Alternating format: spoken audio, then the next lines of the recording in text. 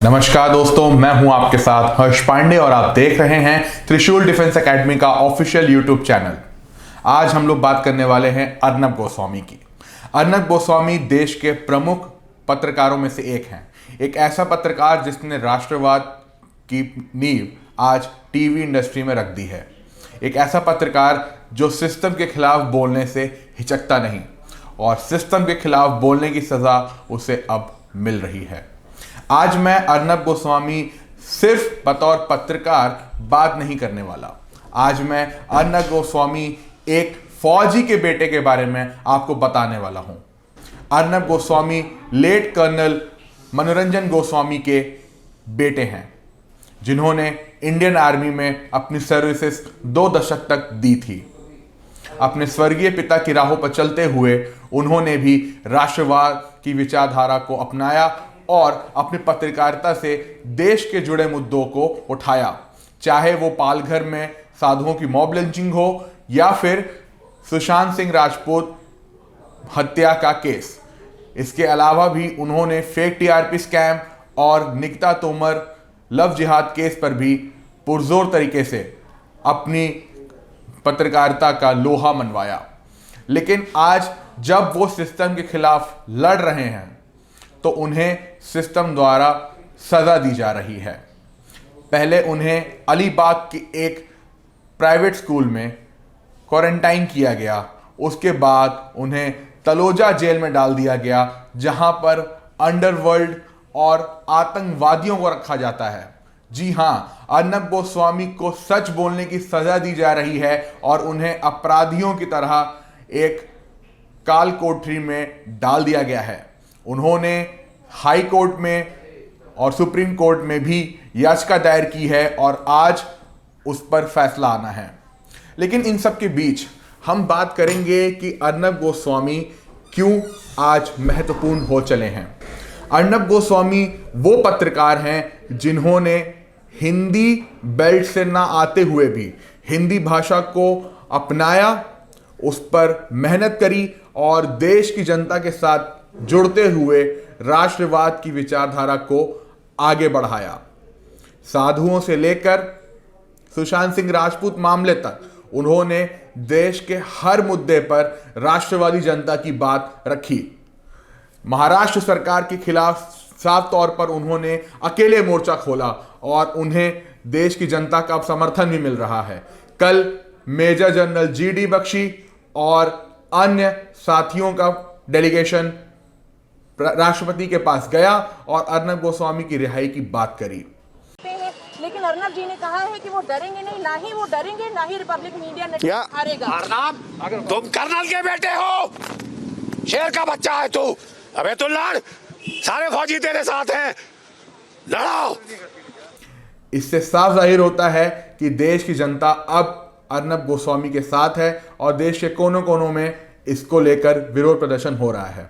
अर्नब गोस्वामी के अरेस्ट मामले को लेकर हम आपको पूरा मामला समझाते हैं। साल 2018 में एक आर्किटेक्ट थे जिनका नाम था अविनय नायक। उन्होंने कथित तौर पर सुसाइड कर लिया।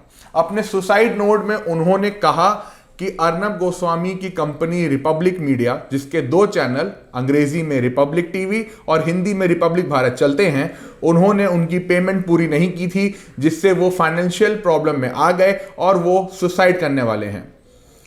इस केस को बंद कर दिया गया था क्योंकि रिपब्लिक या अर्नब गोस्वामी और अन्य 2 आरोपियों के खिलाफ कोई भी सबूत नहीं मिले थे। डिस्क्लोजर रिपोर्ट फाइल हो चुकी थी। क्लोजर रिपोर्ट फाइल होने के बावजूद भी महाराष्ट्र सरकार ने अर्नब गोस्वामी से बदले की भावना के जरिए काम करते हुए इस केस को दोबारा खोला। जो पुलिस ऑफिसर इस क्लोजर फाइल को फाइल कर चुका था, उस पर भी कार्रवाई की जा रही है। ऐसे में अर्नब गोस्वामी को सुबह 6 बजे उठा दिया गया। वो अपने जूते तक नहीं पहन पाए। उनके बीवी और उनके बच्चे के साथ बदसलूकी की गई और देश के एक बड़े पत्रकार और एक बड़े मीडिया नेटवर्क के मालिक को दिन दहाड़े घर में घुसकर, मानो कि जैसे वो एक आतंकवादी या बड़े अपराधी हो, कोई ड्रग डीलर हो, कोई स्मगलर हो, उन्हें गिरफ्तार कर लिया गया और जेल में डाल दिया गया। उन्हें अपने वकीलों से मिलने भी नहीं दिया जा रहा है। उन्हें एक ऐसा नशीला पदार्थ दिया गया जिससे उनका गला चौक हो गया। उनको जूते से मारा गया। जी हां, सेना के जो जवान बूट पहनते हैं उससे उनको मारा गया। उनकी रीढ़ की हड्डी में भी चोट आई है। लगातार उन्होंने मांग उठाई है कि उन्हें उनके वकील से मिलने दिया जाए, उनसे बात करने दिया जाए, और उन्होंने कल हाथ जोड़ते हुए सुप्रीम कोर्ट से इस मामले में संज्ञान लेने की बात कही है। देश की जनता लगातार आक्रोशित हो रही है और महाराष्ट्र सरकार की तानाशाही के खिलाफ खड़ी हो चुकी है। अर्नब गोस्वामी एक फौजी के बेटे हैं, एक फौजी का ऐसा बेटा जिसने कभी भी भ्रष्टाचार के साथ कोई समझौता नहीं किया। वो हमेशा से राष्ट्रवाद और ईमानदारी के साथ अपने काम को लेकर आगे बढ़ते रहे हैं। जब वो टाइम्स नाउ के एडिटर इन चीफ थे तो भी उन्होंने जेएनयू मुद्दे को सबसे पहले उठाया और टुकड़े टुकड़े गैंग को एक्सपोज किया, जो अभिव्यक्ति की आज़ादी के नाम पर भारतीय आर्मी को गाली देती है, सीआरपीएफ जवानों के मरने पर जश्न मनाती है। ऐसे लोगों को एक्सपोज करने का काम सिर्फ अर्नब गोस्वामी ने किया।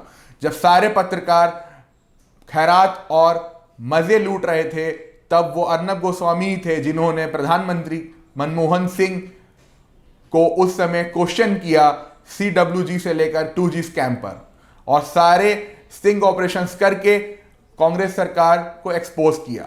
आज वही अर्नब गोस्वामी नोएडा से बाहर जाकर दिल्ली की मीडिया को चुनौती देते हुए अपना नेटवर्क खड़ा करने में कामयाब रह चुके हैं। हजारों करोड़ का मीडिया साम्राज्य स्थापित करने वाले अर्नब गोस्वामी अपनी ईमानदारी, अपनी स्पष्टता, अपनी निडरता और अपने राष्ट्रवाद के लिए ही जाने जाते हैं। इसीलिए देश की जनता उनके साथ है, हम भी उनके साथ हैं, और हम उम्मीद करते हैं कि सिस्टम के खिलाफ इस लड़ाई में इस फौजी के बेटे अर्नब गोस्वामी को जीत जरूर मिलेगी। ऐसे ही वीडियोस के लिए देखते रहिए त्रिशूल डिफेंस एकेडमी। हमारे चैनल को लाइक और सब्सक्राइब जरूर करें और बेल आइकन को जरूर दबा लें ताकि आपको फौरी तौर पर नोटिफिकेशन मिलती रहे। धन्यवाद।